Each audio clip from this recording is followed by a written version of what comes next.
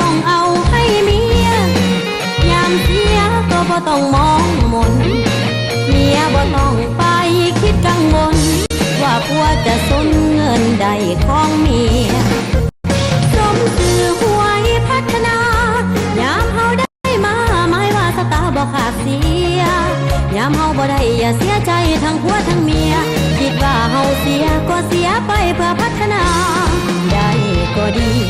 เสียก็ดีมีแต่ดีกับดีตามมาหวยนี้บ่มีขายลับบ่มีไผจับบ่เสียเวลาสบายดีท่านผู้ชมที่เคารพโทรภาพแห่งชาติลาวต้อนรับทางเข้าสู่การถ่ายทอดสดผลการออกเลขรางวัลหวยพัฒนาประจำงวดที่57ออกวันจันทร์ที่4พฤษภาคม2026ทำการออกพิธีสำนักงานใหญ่ของรัฐวิสาหกิจหวยพัฒนาบ้านโนนคำเมืองจันทบุรีนครหลวงเวียงจันทร์ท่านผู้ชมที่เคารพการออกเลขรางวัลหวยพัฒนาในงวดนี้จะทำการออกเลขรางวัลในเลขเสียง6ตัวออกครั้งเดียวมีผลถึงเลข5ตัว4ตัว3ตัว2ตัวและ1ตัวท้ายตามลำดับหลังจากที่ออกเลขเสียง6ตัวสำเร็จเป็นที่เรียบร้อยแล้วจะสืบต่อในการออกเลขสลากพัฒนา5/45ซึ่งจะทำการออกอยู่5ครั้งด้วยกันในการออกเลขรางวัลแต่ละครั้งก็มีคณะกรรมการจากทางภาครัฐเข้าร่วมเป็นสักขีพยานหลายภาคส่วนนอกจากนี้ยังมีคณะบริการวิชาการของรัฐวิสาหกิจหวยพัฒนาพร้อมด้วยมวลชนจำนวนหนึ่งก็ได้ให้เกียรติเข้าร่วมเป็นสักขีพยานเพื่อแสดงให้เห็นถึงความโปร่งใสเสื่อมั่นได้ในการเสี่ยงโชคแต่ละครั้งมื้อนี้ท่านใดที่เสี่ยงโชคอย่าลืมติดตามรับชมกับทุกขั้นตอนการออกเลขรางวัลอย่างละเอียดจากทีมงานถ่ายทอดสดโทรภาพแห่งชาติลาวและก็ขอให้ทุกท่านนั้นจงโชคดีทุกเลขรางวัลโอกาสต่อไปนี้เชิญท่านติดตามรับชมบรรยากาศสดของการออกเลขรางวัลประจำงวดที่57ได้หวยพัฒนาเป็นของรัฐคุ้มครองตอบสนองเงินรางวัลบ่ผันผลถ้าทานถือได้รางวัลบ่ผันปีนเป็นทรัพย์สินให้แก่รัฐพัฒนาสบายดีบรรดาทานที่รักแพงทุกทานในขณะนี้อยู่ที่บริษัทรัฐวิสาหกิจหวยพัฒนากำลังดำเนินการออกเลขรางวัลหวยพัฒนาประจำงวดที่57ออกข้างวันที่4เดือนพฤษภาคมปี2026ในการออกเลขรางวัลในครั้งนี้แมนจะได้ทำการออกเลขรางวัลหวยพัฒนาเลข6ตัวและสลากพัฒนา5/45ซึ่งได้รับเกียรติเข้าร่วมเพื่อเป็นสักขีพยานและปฏิบัติหน้าที่เหตุกิจกรรมการออกเลขรางวัลจากบรรดาคณะกรรมการคุ้มครองการออกเลขรางวัลโดยมีผู้ต่างหน้ามาจากภาคส่วนต่างๆคือดังนี้มีผู้ต่างหน้าจากห้องว่าการสภาแห่งชาติมีผู้ต่างหน้าจากกระทรวงยุติธรรมมีผู้ต่างหน้าจากศูนย์กลางแนวเล้าสร้างชาติมีผู้ต่างหน้าจากกระทรวงวัฒนธรรมและการท่องเที่ยวมีผู้ต่างหน้าจากห้องว่าการสำนักงานนายกรัฐมนตรีมีผู้ต่างหน้าจากกระทรวงป้องกันความสงบและมีผู้ต่างหน้าจากกระทรวงการเงินนอกจากนั้นเป็นเกียรติเข้าร่วมก็ยังมีคณะอำนวยการของบริษัทรัฐวิสาหกิจหวยพัฒนาและบรรดาแขกที่ได้รับการเชิญจำนวนหนึ่งเข้าร่วมติดตามการออกเลขรางวัลในครั้งนี้ฉะนั้นในโอกาสต่อไปเพื่อความรับประกันของอุปกรณ์และความโปร่งใสจึงขอเรียนเชิญบรรดาทานคณะกรรมการคุ้มครองการออกเลขรางวัลได้เกียรติขึ้นปฏิบัติหน้าที่ทำการคัดเลือกติดสังน้ำหนักหน่วยบานและกฎกาความพร้อมของอุปกรณ์ที่จะนำใช้ในการออกเลขรางวัลแต่ละชนิดขอเรียนเชิญบรรดาทานคณะกรรมการคุ้มครองการออกเลขรางวัลจะได้กวดกาความพร้อมของอุปกรณ์ที่จะนำใช้ในการออกเลขรางวัลแต่ละชนิดซึ่งจะได้เริ่มจากอุปกรณ์เลขเสียงประจำหลักจากนั้นสืบต่อกวดกาความพร้อมของชุดอุปกรณ์ออกเลขรางวัลสลากพัฒนา5/45พร้อมกันนั้นคณะกรรมการคุ้มครองการออกเลขรางวัลจะได้ทำการติดชั่งน้ำหนักเพื่อคัดเลือกหน่วยบานที่มีน้ำหนักเท่ากันทุกหน่วยไปจัดเรียงไว้อยู่บนน้องหับทางด้านนอกเพื่อบรรจุใส่แต่ละหน่วยตุ้มให้ครบหน่วยตุ้มละ10หน่วยบานสลากพัฒนา5/45แมนผลิตภัณฑ์ของบริษัทรัฐวิสาหกิจหวยพัฒนามีหมายเลข01หาหมายเลข45ประกอบเป็น45หน่วยบานนำใส่ในการเสี่ยงเอา5หน่วยบานมาเป็นผลการออกเลขรางวัล การเสี่ยงโชคเสี่ยงรางวัลแมนซื้อหาหมายเลขมูลค่า 1,000 กีบต่อ1เกมสามารถลุ้นได้5รางวัลคือรางวัลที่1มูลค่ารางวัลต่ำสุด1ตื้อกีบถ้ามีเงินรางวัลสะสมแมนจะได้บวกเพิ่มรางวัลที่2รางวัลละ5ล้านกีบรางวัลที่3รางวัลละ200,000กีบรางวัลที่4รางวัลละ20,000กีบและรางวัลพิเศษรางวัลละ10ล้านกีบการเบิกจ่ายเงินรางวัลสลากพัฒนา5/451เกมเสี่ยงบรรจัยรางวัลเดียวเท่านั้นบ่จ่ายซ้ำซ้อนผู้ที่สนใจในการเสี่ยงโชคเสี่ยงรางวัลสลากพัฒนา5/45สามารถซื้อผ่านคนขายหวยแฮปปี้และซื้อผ่านแอปแฮปปี้545ด้วยความสมัครใจ การออกเลขรางวัลหวยเลข6โตคณะกรรมการคุ้มครองการออกเลขรางวัลจะได้ทำการติดสร้างน้ำหนักเพื่อคัดเลือกเอา60หน่วยบานที่มีน้ำหนักเท่ากันทุกหน่วยไปจัดเรียงไว้อยู่บนห้องหับทางด้านนอกของแต่ละหน่วยตุ้ม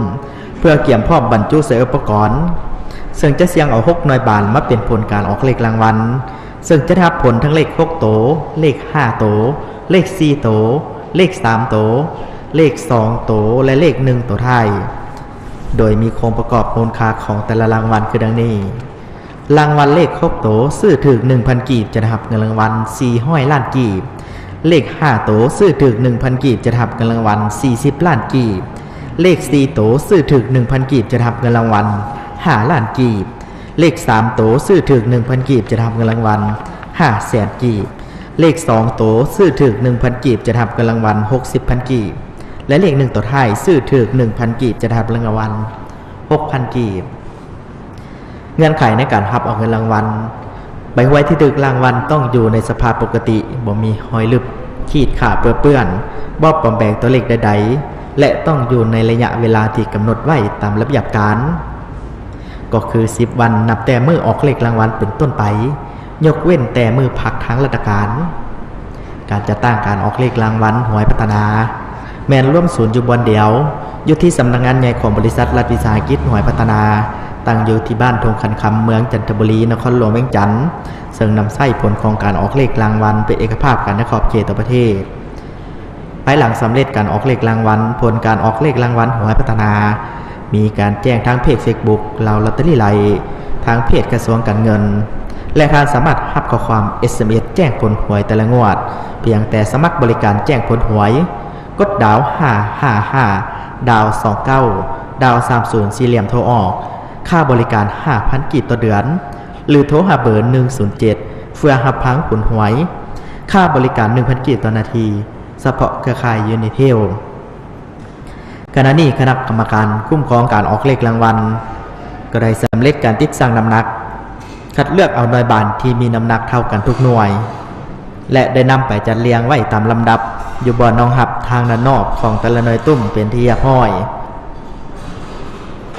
เพื่อประกันความโปร่งใสในการออกเลขรางวัลแต่ละครั้งแม้นได้มีคณะกรรมการคุ้มครองการออกเลขรางวัลมาจาก7ภาคส่วนเข้าร่วมเป็นสักขีพยานปฏิบัติหน้าที่กวดกาความพร้อมของอุปกรณ์แต่ละชนิดร่วมเหตุกิจกรรมการออกเลขรางวัลและเซ็นยั่งยืนผลของการออกเลขรางวัลตามตัวจริงไว้เป็นหลักฐาน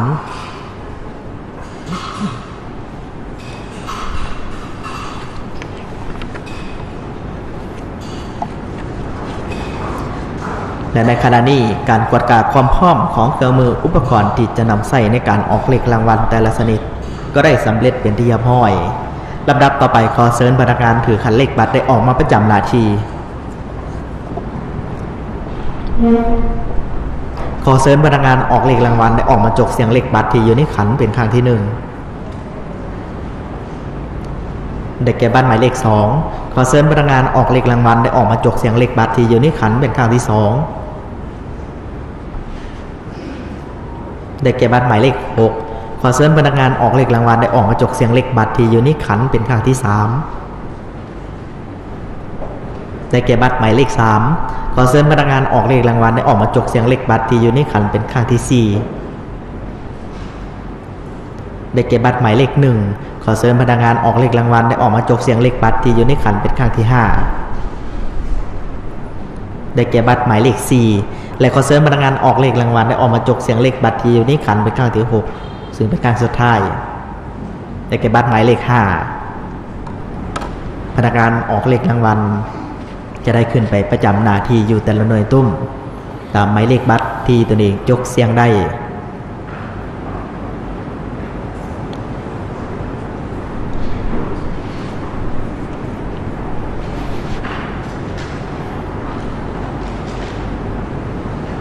และขณะนี้พนักงานออกเลขรางวัลก็ได้ประจำหน้าที่อยู่แต่ละหน่วยตุ้มเป็นที่เรียบร้อย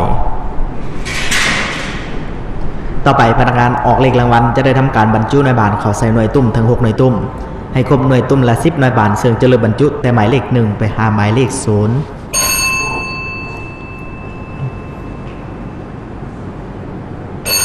หน่วยที่1หมายเลข1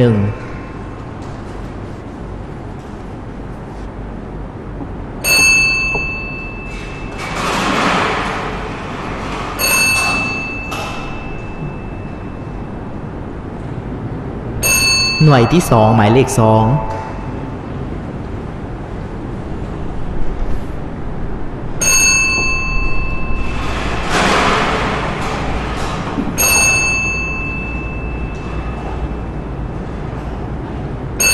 หน่วยที่3หมายเลข3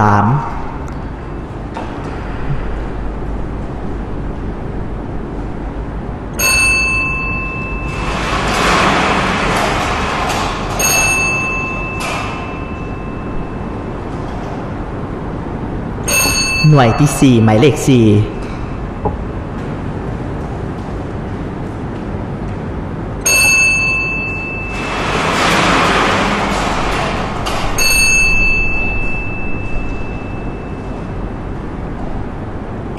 หน่วยที่5หมายเลข5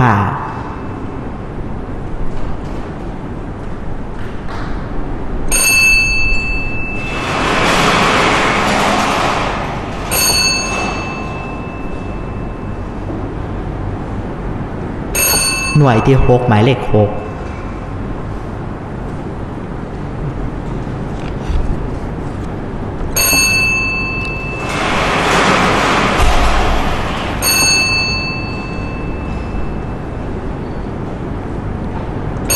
หน่วยที่7หมายเลข7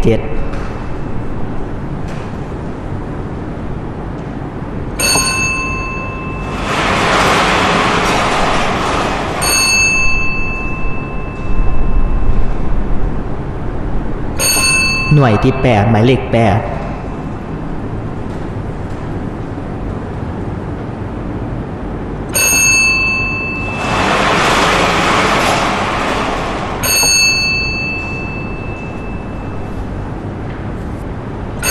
หน่วยที่9หมายเลข9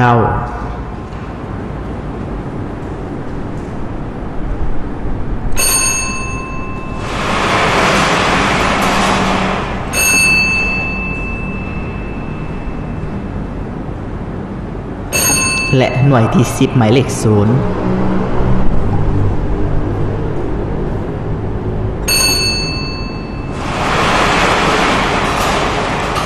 การบรรจุหน่วยบานเข้าใส่หน่วยตุ้มทั้ง6หน่วยตุ้มก็ได้ครบหน่วยตุ้มละ10หน่วยบานเป็นที่เรียบร้อย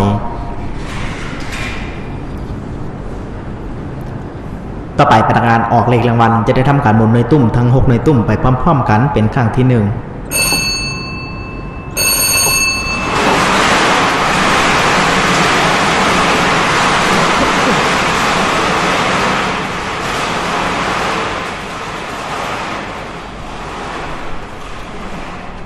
ในโอกาสต่อไปขอเรียนเชิญคณะกรรมการคุ้มครองการออกเลขรางวัลได้เกียรติขึ้นไปประจำหน้าที่อยู่ตะลุยตุ้มนำพนักงานออกเลขรางวัลมีคือดังนี้ 1. ขอเรียนเชิญคณะกรรมการผู้ต่างหน้าจากกระทรวงยุติธรรม 2. คณะกรรมการผู้ต่างหน้าจากศูนย์กลางแนวเราสร้างชาติ 3. คณะกรรมการผู้ต่างหน้าจากกระทรวงวัฒนธรรมและการท่องเที่ยว 4. คณะกรรมการผู้ต่างหน้าจากห้องว่าการสำนักงานนายกรัฐมนตรี 5. คณะกรรมการผู้ต่างหน้าจากกระทรวงป้องกันความสงบ และ 6. คณะกรรมการผู้ต่างหน้าจากกระทรวงการเงินขอเรียนเชิญคณะกรรมการคุ้มครองการออกเลขรางวัลทาง6ภาคส่วน จะได้ขึ้นไปประจำหน้าที่อยู่แต่ละในตุ้มนำพนักงานออกเลขรางวัลเพื่อร่วมกิจกรรมใส่ให้หน่วยบานตกลงมาสู่บ่อน้องหับทางด้านนอกหลังจากนั้นพนักงานออกเลขรางวัลจะได้นำเอาหน่วยบานทั้ง6หน่วยบานไปบรรจุร่วมกันใส่อุปกรณ์วงกลมขณะนี้คณะกรรมการคุ้มครองการออกเลขรางวัลก็ได้ขึ้นไปประจำหน้าที่อยู่แต่ละในตุ้มนำพนักงานออกเลขรางวัลเป็นที่เรียบร้อยต่อไปขอให้พนักงานออกเลขรางวัลหมุนในตุ้มทั้ง6ในตุ้มไปพร้อมๆกันอีกเป็นขั้นที่2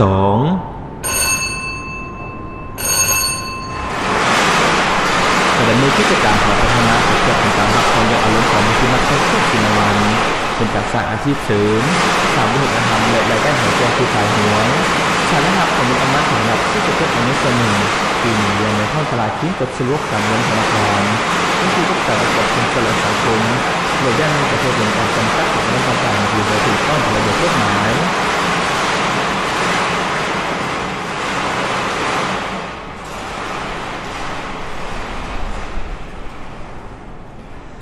ในโอกาสต่อไปขอเรียนเชิญคณะกรรมการคุ้มครองการออกเลขรางวัลได้กดเสียงให้ในบานตกลงมาสู่บ่อน้องหับทางด้านนอกหน่วยตุ้มละ1หน่วยบานขอเรียนเชิญ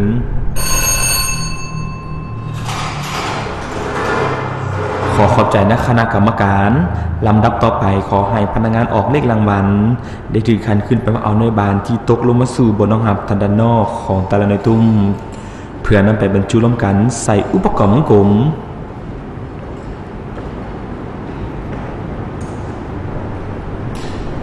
หน่วยที่1หน่วยที่2หน่วยที่3หน่วยที่4หน่วยที่5และหน่วยที่6ต่อไปพนักงานออกเลขรางวัลจะได้ทำการบรรจุในบานเข้าใส่อุปกรณ์วงกลมหน่วยที่1หน่วยที่2หน่วยที่3หน่วยที่4หน่วยที่5และหน่วยที่6การบรรจุในบานเข้าใส่อุปกรณ์วงกลมก็ได้สำเร็จเป็นที่เรียบร้อยต่อไปขอให้พนักงานออกเลขรางวัลออกมาประจำที่อยู่อุปกรณ์เลขเสียงประจำหลักเพื่อทำการบรรจุในบานเลขเสียงเข้าใส่อุปกรณ์มีทั้งหมด6หน่วยบานซึ่งจะเริ่มบรรจุแต่หมายเลข1หาหมายเลข6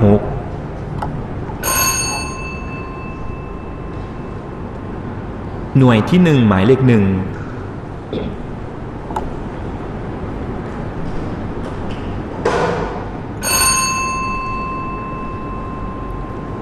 หน่วยที่2หมายเลข2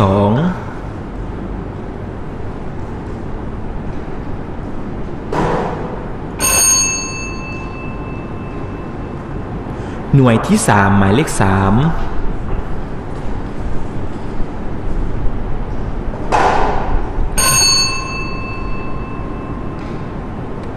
หน่วยที่4หมายเลข4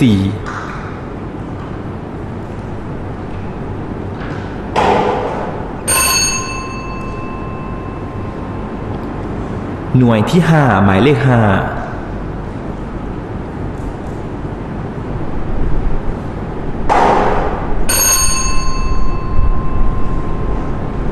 และหน่วยที่6หมายเลข6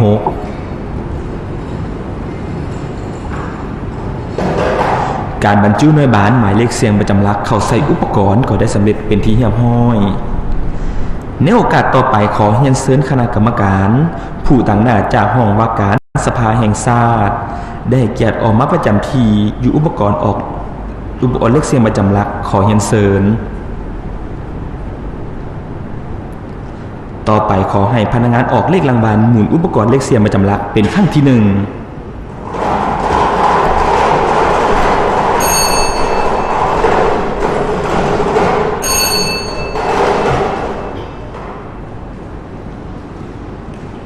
หน่วยบานหมายเลขเสียงประจำหลักครั้งที่1ได้แก่หมายเลข1ข อเชิญพนักงานออกเลขรางวัลที่ประจำอยู่ในตุ้มหมายเลข1พร้อมทั้งคณะกรรมการได้ออกมาประจำที่อยู่อุปกรณ์วงกลมพนักงานออกเลขรางวัลจะได้ทำการหมุนอุปกรณ์วงกลมเป็นครั้งที่1การออกเลขรางวัลหวยพัฒนาเลข6โตแม่นำไส้ในบาททั้งหมด60หน่วยบาทและจะเสี่ยงออก6หน่วยบาทมาเป็นผลการออกเลขรางวัล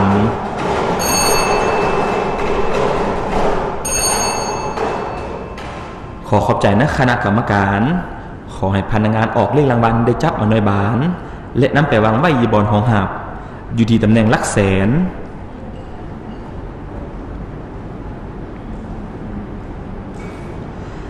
ต่อไปขอให้พนักงานออกเลขรางวัลหมุนอุปกรณ์เลขเสียงประจำหลักเป็นครั้งที่2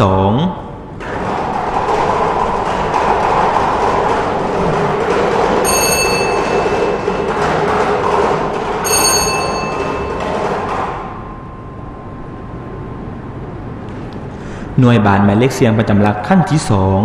2ได้แก่หมายเลข3ขอเชิญพนักงานออกเลขรางวัลที่ประจำอยู่ในตุ้มหมายเลข3พร้อมทั้งคณะกรรมการได้ออกมาประจำที่อยู่อุปกรณ์วงกลมพนักงานออกเลขรางวัลจะได้ทำการหมุนอุปกรณ์วงกลมเป็นขั้นที่2การจัดตั้งการออกเลขรางวัลหวยพัฒนาเน้นล้มศูนย์อยู่บอนเดียวอยู่ที่บริษัทรัฐวิสาหกิจหวยพัฒนาซึ่งจะนำไส้ผลการออกเลขรางวัลเป็นเอกภาพกันในขอบเขตทั่วประเทศ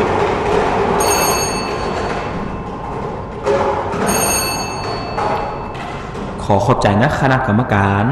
ขอให้พนักงานออกเลขรางวัลได้จับเอาหน่วยบาทและนำไปวางไว้ยีบอนห้องหับอยู่ที่ตำแหน่งหลักพัน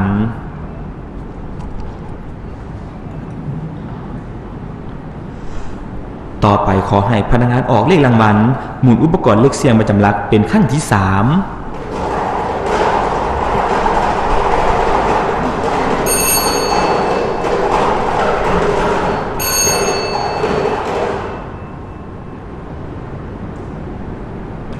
หน่วยบาทหมายเลขเสียงประจำหลักขั้นที่3ได้แก่หมายเลข2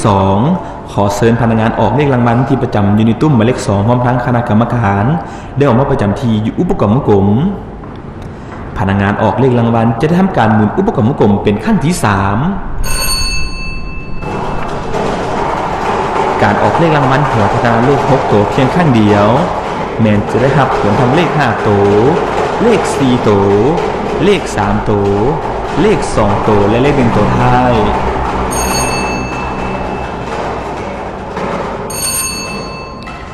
ขอขอบใจนะคณะกรรมการขอให้พนักงานออกเลขรางวัลได้จับเอาหน่วยบาท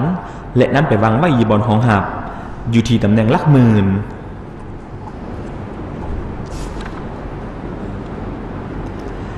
ต่อไปขอให้พนักงานออกเลขรางวัล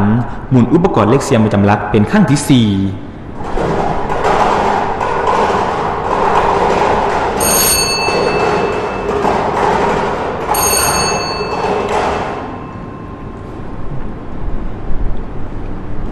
หน่วยบาทหมายเลขเสียงประจำหลักขั้นที่4ได้แก่หมายเลข5ขอเชิญพนักงานออกเลขรางวัลที่ประจำอยู่ในตุ้มหมายเลข5พร้อมทั้งคณะกรรมการได้ออกมาประจำที่อยู่อุปกรณ์วงกลมพนักงานออกเลขรางวัลจะทำการหมุนอุปกรณ์วงกลมเป็นขั้นที่4เงื่อนไขในการเอาเงินรางวัลหวยพัฒนาใบหวยที่ถือรางวัลต้องอยู่ในสภาพปกติบ่มีหอยหลุดฉีกขาดเปื้อนบ่ปลอมแปลงตัวเลขใดๆท่านจึงสามารถเลขเอาเงินรางวัลได้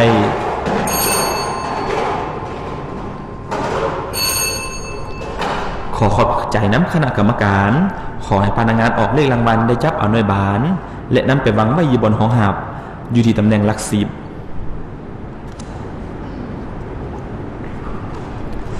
ต่อไปขอให้พนักงานออกเลขรางวัลหมุนอุปกรณ์เลขเสียงประจำหลักเป็นขั้นที่5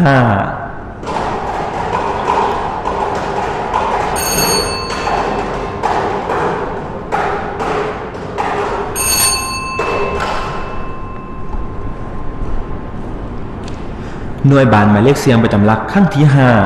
5ได้แก่หมายเลข4ขอเชิญพนักงานออกเลขรางวัลที่ประจำอยู่ในตุ้มหมายเลข4พร้อมทั้งคณะกรรมการได้ออกมาประจำที่อยู่อุปกรณ์วงกลม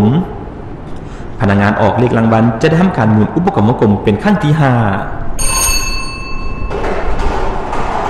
เพื่อให้ประกันความโปร่งใสในการออกเลขรางวัลแต่ละครั้งแม้ได้รับเกียรติเข้าร่วมเพื่อเป็นสักขีพยานและปฏิบัติหน้าที่เฮ็ดกิจกรรมจากบรรดาทานคณะกรรมการคุ้มครองการออกเลขรางวัลทั้ง7ภาคส่วน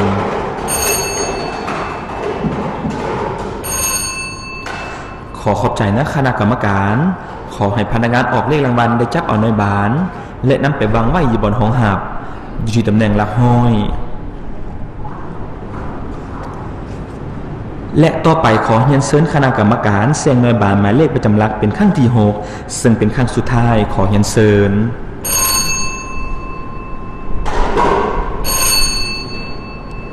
ขอขอบใจนะคณะกรรมการ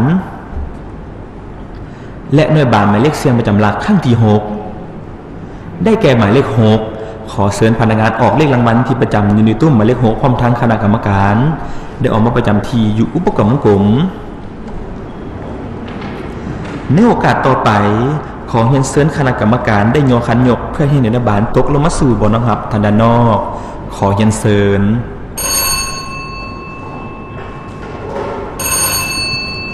ขอขอบใจนะคณะกรรมการ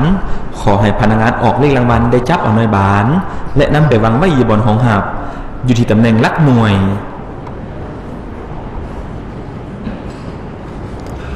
ขณะนี้หน่วยบานทั้ง6หน่วยบานก็ได้ถูกนำไปวางไว้อยู่บนห้องหับตามตำแหน่งที่จกเสียงได้เป็นที่เรียบร้อยต่อไปคอยพนักงานออกเลขรางวัลได้จับเอาหน่วยบานและทำการขายหน่วยบานเพื่อเสนอผลของการออกเลขรางวัลอย่างเป็นทางการ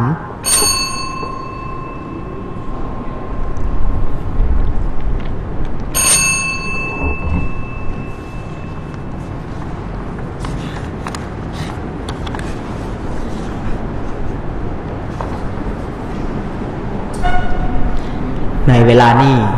พร้อมแล้วที่จะประกาศผลการออกเลขรางวัลให้บรรดาท่านนะครับทราบผลการออกเลขรางวัลหวยพัฒนาประจำงวดที่57ออกข้างวันที่4เดือนพฤษภาคมปี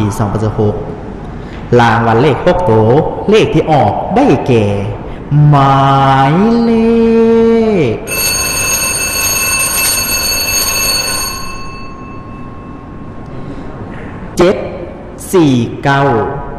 749 193 เลข5ตัวได้แก่หมายเลข49193 เลข4ตัวได้แก่หมายเลข9193 เลข3ตัวได้แก่หมายเลข193 เลข2ตัวได้แก่หมายเลข93 และเลข1ตัวท้ายได้แก่หมายเลข3ผลการออกเลขรางวัลหวยเลข6ตัวก็ได้ออกมาสำเร็จเป็นที่เรียบร้อยต่อไปแมนจะได้สืบต่อทำการออกเลขรางวัลสลากพัฒนา5/45ฝ่ายพนักงานออกเลขรางวัลได้ออกมาประจำหน้าที่ในโอกาสต่อไปขอเรียนเชิญคณะกรรมการผู้ต่างหน้าจากกระทรวงป้องกันความสงบได้ให้เกียรติออกมาประจำหน้าที่เพื่อทำการออกเลขรางวัลขอเรียนเชิญสลากพัฒนา5/45รางวัลที่1ต้องถูกหาหมายเลข4เลขหน้าจะสลับอยู่ตำแหน่งไหนก็ได้1เลขท้ายต้องถูกกับผลออกมูลค่ารางวัลต่ำสุด1ตื้อกี่สลากพัฒนา5/45หน่วยที่1ได้แก่หมายเลข10หมายเลข10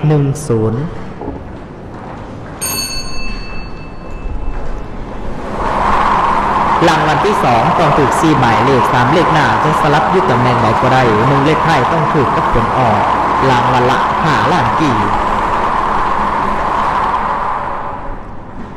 หน่วยที่2ได้แก่หมายเลข05หมายเลข05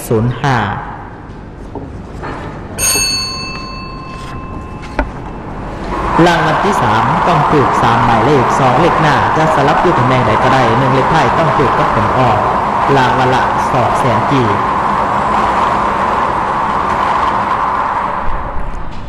หน่วยที่3ได้แก่หมายเลข15หมายเลข15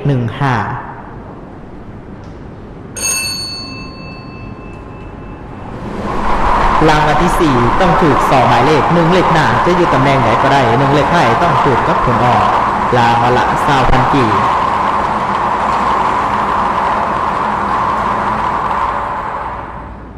หน่วยที่ 4 ได้แก่หมายเลข20หมายเลข20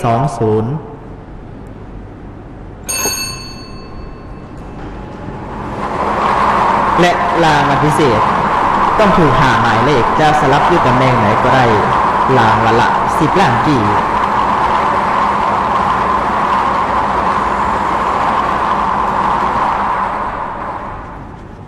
และหน่วยที่ 5 ได้แก่หมายเลข17หมายเลข17ขอขอบใจน้ำคณะกรรมการการออกเลขรางวัลสลากพัฒนา5/45ก็ได้สำเร็จเป็นที่เรียบร้อยต่อไปแมนจะได้ทวนคืนผลของการออกเลขรางวัลให้ประธานรับทราบอีกครั้งผลการออกเลขรางวัลหวยพัฒนาประจำงวดที่57ออกค่ำวันที่ 4 เดือนพฤษภาคม ปี 2026รางวัลเลข6ตัวได้แก่หมายเลข749 193 749 193เลข5ตัวได้แก่หมายเลข49193 49193ทำสมที่เคารพขณะนี้ทางกำลังที่ตามรับชมการถ่ายทอดสดผลการออกเลขรางวัลหวยพัฒนาประจำงวดที่57ในมื้อนี้เพื่อเป็นเพิ่มขึ้นภายในระดับทราบกันตื่นอีกครั้งหนึ่งกับผลการออกเลขรางวัลในเลขเสียง6ตัวหมายเลขที่ออกได้แก่หมายเลข749193เลขเสียง5ตัวหมายเลขที่ออกได้แก่หมายเลข49193เลขเสียง4ตัวหมายเลขที่ออกได้แก่หมายเลข9193เลขเสียง3ตัวหมายเลขที่ออกได้แก่หมายเลข193เลขเสียง2ตัวหมายเลขที่ออกได้แก่หมายเลข93และเลข1ตัวท้ายหมายเลขที่ออกได้แก่หมายเลข3จากนั้นสืบต่อในการออกเลขสลับพัฒนา5/45ซึ่งทำการออกอยู่5ครั้งด้วยกันผลการออกเลขรางวัลมีดังนี้หมายเลข10หมายเลข05หมายเลข15หมายเลข20และหมายเลข17นี่คือผลการออกเลขรางวัลหวยพัฒนาประจำงวดที่57ในมื้อนี้แสดงความยินดีนำทางในที่เสี่ยงโชคและถือเลขรางวัลทุกท่านสามารถเดินทางเข้าเงินรางวัลได้10,000เศร้าตามแต่ละสาขาที่ทุกท่านนั้นรับซื้อ